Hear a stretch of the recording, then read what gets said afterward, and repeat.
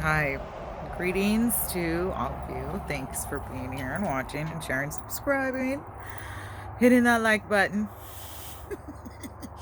Okay, I hope that your day is prosperous, healthy, whole, good. Okay, so this is gonna be, uh, well, you'll see, a series. Okay, um, I'm gonna share with you guys what I learned uh and I guess what I did and what it's pushed me to do, which I'm now realizing is probably my purpose. So, I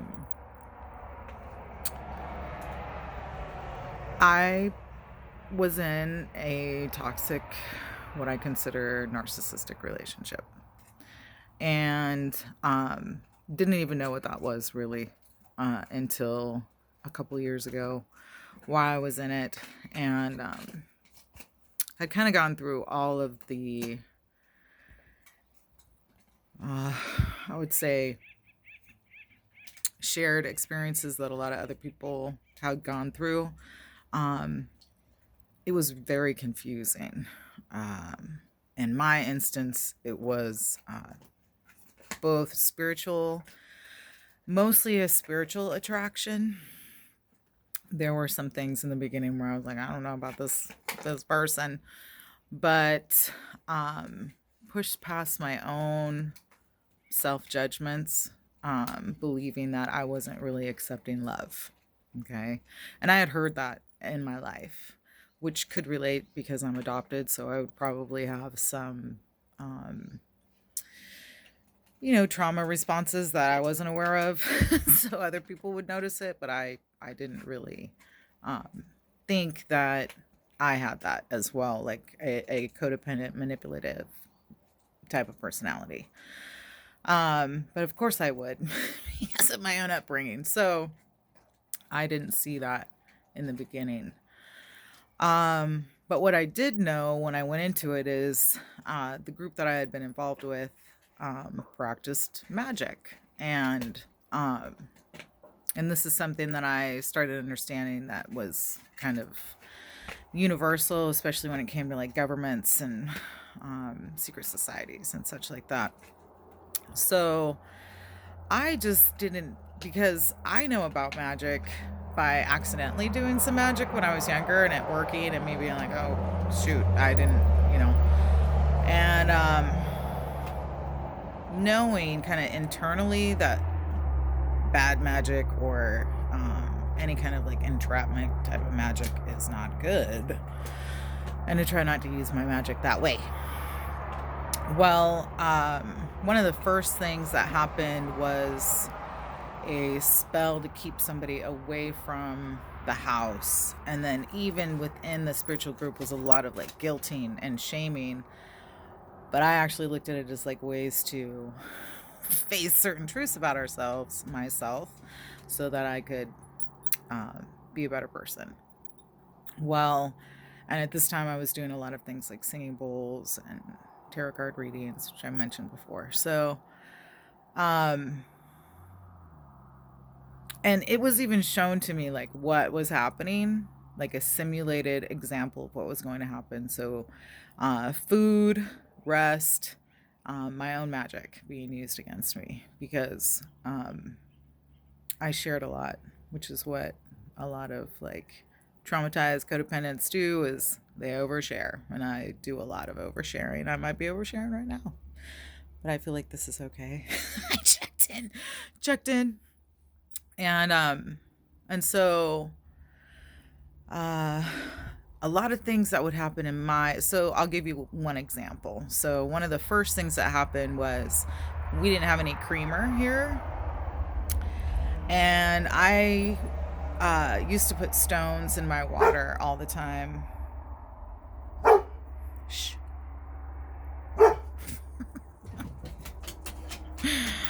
Little affirmation. And this particular day, my water bottle just disappeared. And I remember it being right next to the bed. And I was sitting outside having a cigarette and thinking about, just things and things that this was later in the relationship. I had been in the relationship probably about 6 months. And this person and another person were here. Like the spiritual guru was here and this person was here. And I looked all over for the water bottle and I couldn't find it. I even went back to the river. Like maybe I left it at the river. And I was like, no, I know it was right next to the bed. And I literally got the message. This is a punishment for not having any creamer. And at that moment, this person walks out of the door and yells at me, are you trying to make me stop drinking coffee by not having creamer? And I'm like, what? I don't even think like that. I couldn't put it together. I mean, I can think like that, don't get me wrong, but I wasn't like intentionally not having creamer. And I remember at that moment being like, what? And I had just gotten the message, but then I convinced myself that. And of course, guess what I did? I ran to the store and got creamer. So, no. Hold on. Tons of toys, and he wants the one thing that he's not supposed to chew on, right? Good boy. Okay. And everything was very, I can't remember exactly where I left off. Pausing there. But oh yeah, saying that I went to the store. And that was the thing. I was like I had this weird thing going on because I'd be a little bit resentful and pissed off because I didn't feel like they were helping me out. I felt like they were kind of taking advantage of me. And but then I was like, I'm used to living out here by all to myself and having more control over things. So maybe I had some control issues. Like I really thought about all these things and pushed kind of my own logic aside.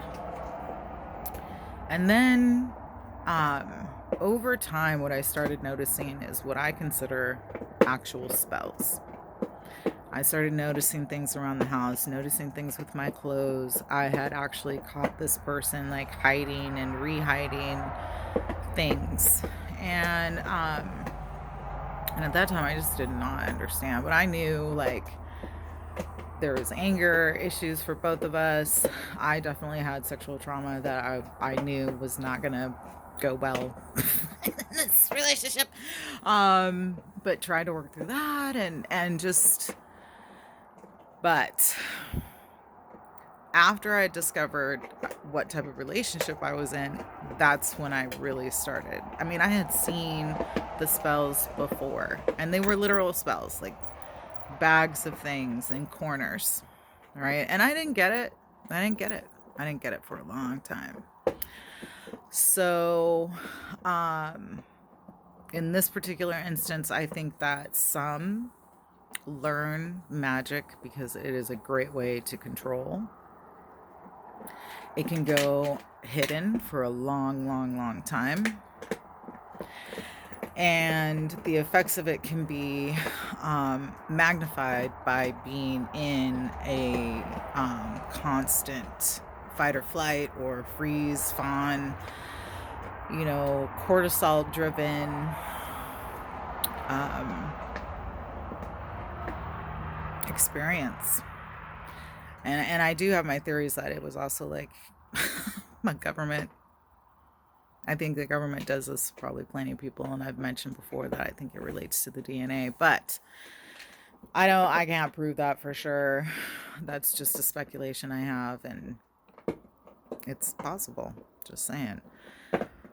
So ultimately, in retrospect, yes, I mean, I even started having nightmares, but the feeling was being cornered, really sick, really depressed. I mean, extremely depressed, but also like this need to do something or to focus on something.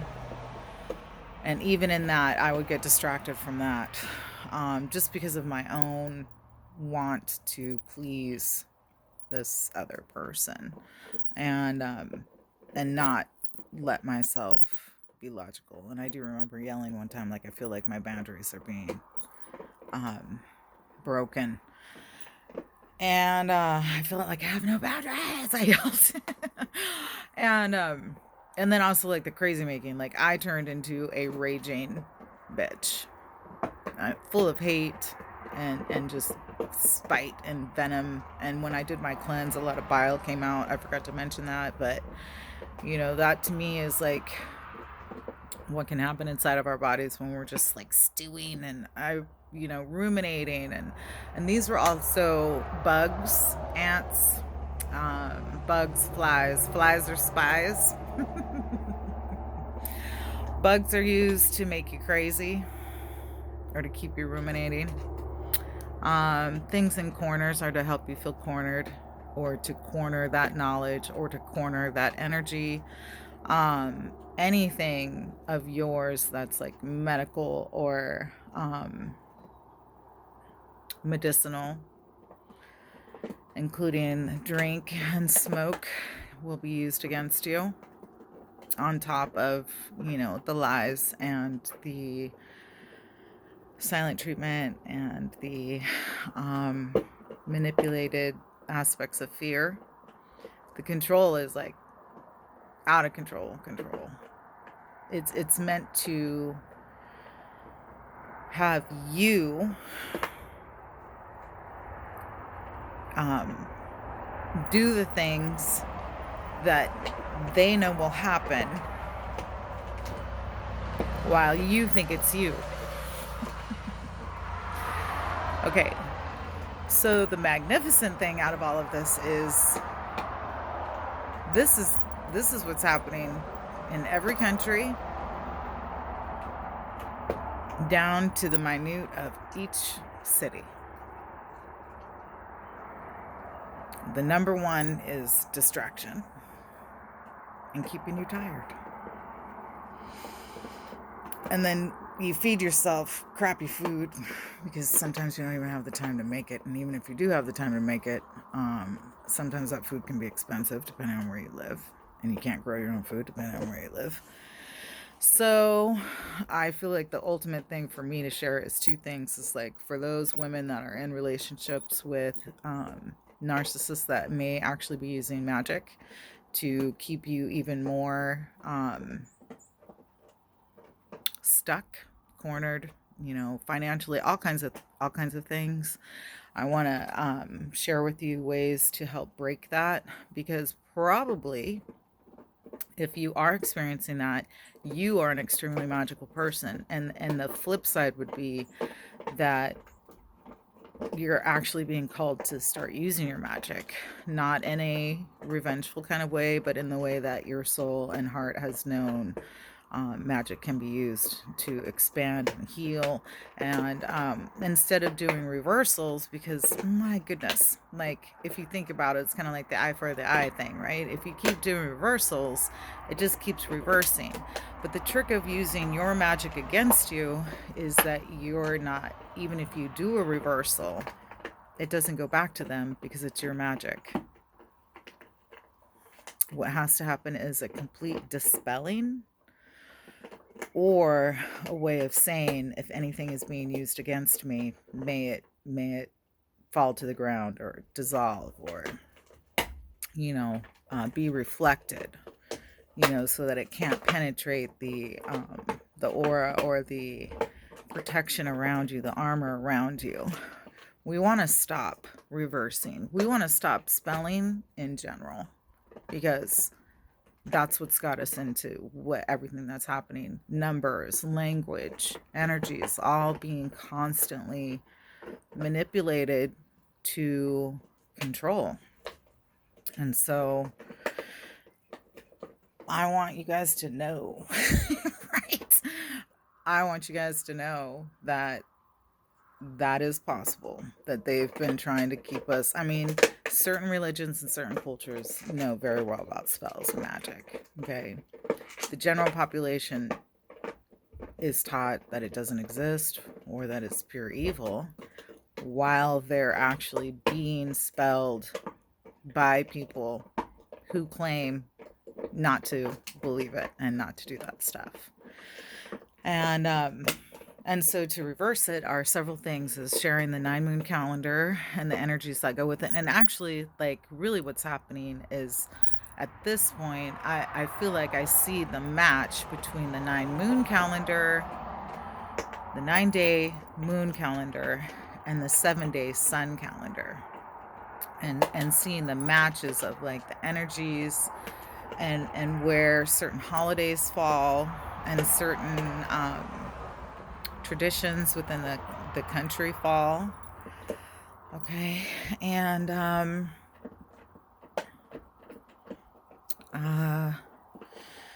yeah, so the next part will be sharing like more specifics about each spell, and more specifics as far as like the bug one. So in all of these instances, what are happening are certain deities and certain energies of the earth are being used. They are now, their free will has been manipulated. So one of the things that you as the spellbreaker can do is release those, let them know that they have been spelled, that they are actually being manipulated, and then ask the earth and them to release themselves from that bondage, because they want to be going and doing their natural insect and instinct things. They don't want to be bothered with human stuff. They got enough going on. Okay. So you release those insects, flies or spies, ants, beetles, and any kind of wild bugs are to help create craziness. And so you release them from that. Ask your guides to help with that if you need. If you know certain prayer or meditation, you can bring that in. Most prayers and meditations have been manipulated. So the best magic is the magic that comes to you spontaneously from your guides and your angels. And also light language is very, very, very powerful, as long as you understand if it's just for you. That was another thing, was sharing our light language, which was cool because you would learn that other people spoke your light language, so it was real. But it has been tried to be manipulated with. But from what I'm hearing from the planet, it's the one thing that is straight from source. And when manipulated, it's not from source. These were hard lessons to learn, but I get it now, because if you are naturally magical, we can do things on accident. And so and that stems from the purposeful trauma that has been put upon the planet, so that most magical people don't understand that how magical they are. All right, so see you in part 2.